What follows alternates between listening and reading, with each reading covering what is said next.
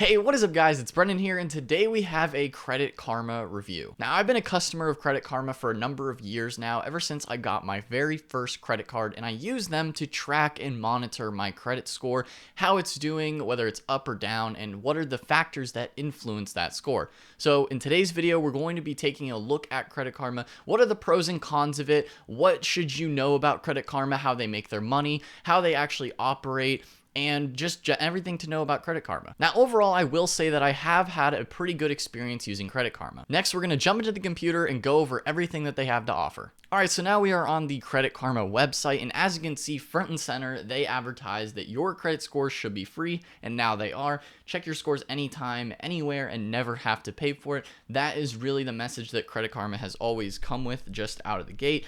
And the way that they actually make money and are able to offer the scores for free, we're actually going to take a look over at Investopedia, where this information is all from Investopedia. And basically, they make money and receive a fee every time a user purchases a product or a service that they recommend. Now, I'm going to be going into how good are these recommendations and more of the details behind that later in this video, and my experiences with their recommendations. Are they good, are they bad, or what to think of them as well. So that is how they actually make money. They're basically promoting different offers from their partners at almost like an advertisement within the app. That is how a lot of these different financial apps that offer a service for free make their money, is through just promoting different offers that would match your criteria or the data that you provide to them. It's also good to note that Intuit actually purchased Credit Karma back in February of 2020 for a whopping $7.1 billion. So Credit Karma is now owned by Intuit, which is the company that has TurboTax, Mint.com, and a whole host, QuickBooks as well. Those are their three main ones that they own, and so they also purchased Credit Karma, which is kind of cool. Now they're owned by a larger company, so that's just good to know. So going back to Credit Karma, as we can see, they offer credit cards, auto loans, personal loans, and home loans. They basically pair you up with different offers. I don't believe they actually offer them directly themselves. Of course, you have to look into this yourself on that, but most of it is just promoting different offers from their advertisers, and they have full disclosures on all of that information as well. So you have to look into that. But basically, these offers, from my experience, a lot of times they are fairly competitive, and they match what your information that you've given them in relation to your credit score and all that kind of stuff. They are fairly accurate in terms of what type of credit cards would be good based on pre-approval odds or things like that. Different auto loans, personal loans, or home loans.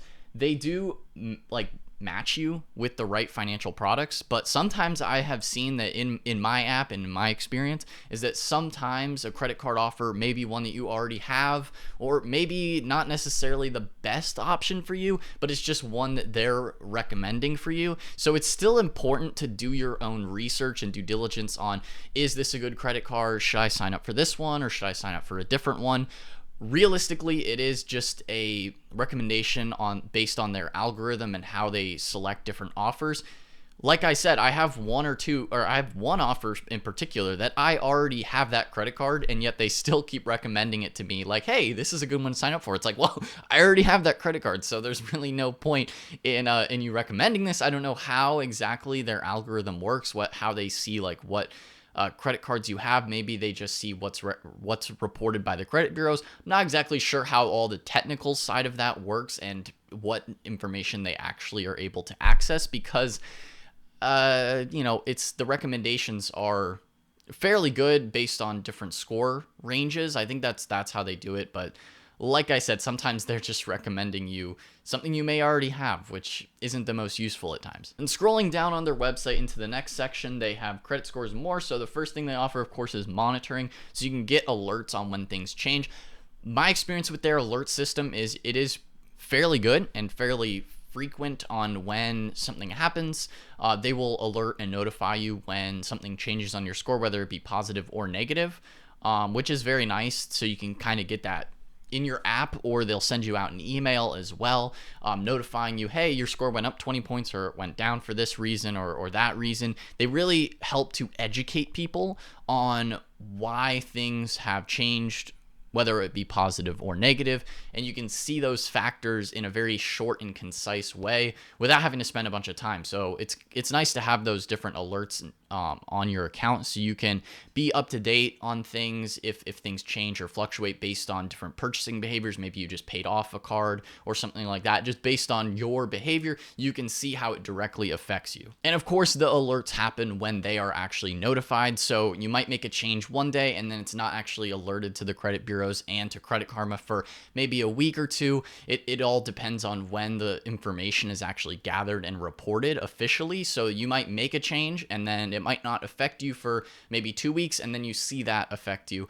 Like I said, all of this information is in their disclosures and all of that. Moving on to the next section, we have insights. So on Credit Karma, they also provide you insights on your credit score, and these features include the credit card utilization rates, payment history, derogatory marks, age of credit history, total accounts, and hard inquiries. So they make it really simple for you to track all of that information in your account. My experience with this is it's pretty spot on. I haven't really had any type of issues with the utilization, the payment history. They also give you advice on how to improve these percentages, where to optimize, so you can see how to better improve your score, and all of that is based on their insights features. And they give you good recommendations. I mean, any of the advice that they give you, I've utilized it and it has definitely helped me. So just it's based off of them. So everything to Credit Karma on that regard. Moving on to number 3, we have their better decisions. This is their personalized recommendations. As you can see here, that they talk about their different ways that they recommend people for using their credit more wisely. This feature, at least with the car loan rate that they're having here, sometimes they might even say that even if you already own a car outright in cash, they might still recommend credit or car loan recommendations. So it's once again not always the best, but it is mostly useful most of the time. It's just really based on what kind of information that they actually have on you and what's legal for them to recommend you. So, I don't know the exact details of how these are chosen. I'm sure that's in their disclosures in the app and in their down at the bottom of their page, of course.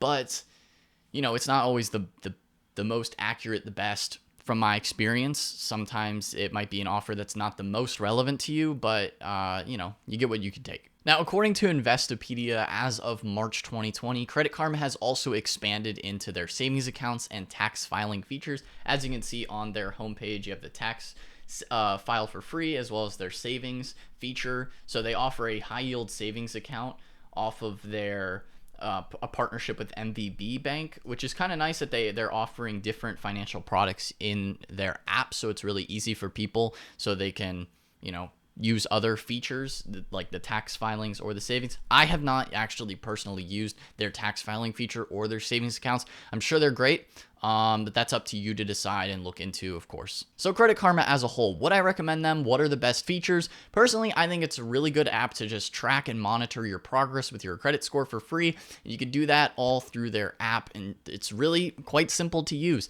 On the recommendation side of things, with the credit cards that they promote to you and through how they actually make their money and their advertising, they aren't necessarily always the best offers. So it's still a good idea to do your own research and due diligence on finding the right offers that would match best for you personally, what you want to actually sign up for and utilize, because they do their best, but they're not always the best offers. So it's still up to you. So those are kind of the pros and cons to it. If you have any questions or concerns, be sure to leave that down in the comment section below. If you enjoyed the video, smash that like button, subscribe to the channel, and hit that notification bell so you're notified when I upload a new video. If you want to get 2 free stocks of Webull valued up to $1,400, link down in the description box below. Go ahead and check that out, and I will see you guys in the next one. Peace out.